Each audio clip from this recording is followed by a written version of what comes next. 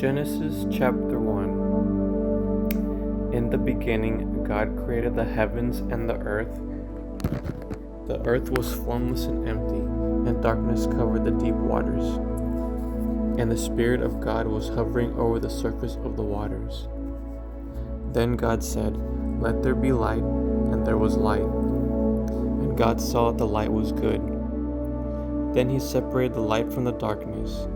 God called the light day, and the darkness night. And evening passed, and morning came, marking the first day. Then God said, "Let there be a space between the waters, to separate the waters of the heavens from the waters of the earth." And that is what happened.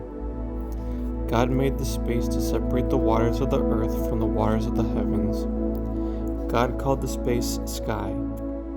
And evening passed, and morning came, marking the second day. Then God said, "Let the waters beneath the sky flow together into one place, so dry ground may appear." And that is what happened. God called the dry ground land, and the waters seas. And God saw that it was good. Then God said, "Let the land sprout with vegetation, every sort of seed-bearing plant, and trees that grow seed-bearing fruit. These seeds will then produce the kinds of plants and trees from which they came." And that is what happened. The land produced vegetation, all sorts of seed-bearing plants and trees with seed-bearing fruit. Their seeds produced plants and trees of the same kind. And God saw that it was good. And evening passed, and morning came, marking the third day. Then God said, "Let lights appear in the sky to separate the day from the night. Let them be signs to mark the seasons, days, and years. Let these lights in the sky shine down on the earth." And that is what happened. God made two great lights, the larger one to govern the day, and the small one to govern the night. He also made the stars. God set these lights in the sky to light the earth, to govern the day and night, and to separate the light from the darkness. And God saw that it was good. And evening passed, and morning came, marking the fourth day.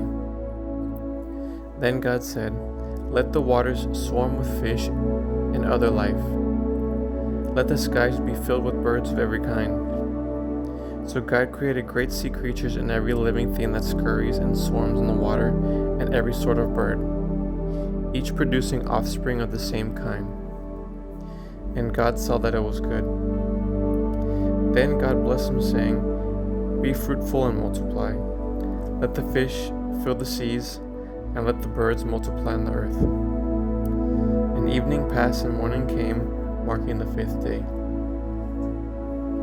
Then God said, "Let the earth produce every sort of animal, each producing offspring of the same kind, livestock, small animals that scurry along the ground, and wild animals." And that is what happened.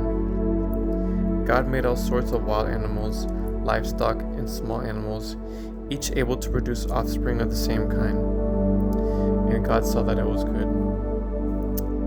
Then God said, "Let us make human beings in their image, to be like us. They will reign over the fish in the sea, the birds in the sky, the livestock, all the wild animals on the earth, and the small animals that scurry along the ground." So God created human beings in his own image. In the image of God he created them. Male and female he created them. Then God blessed them and said, "Be fruitful and multiply. Fill the earth and govern it.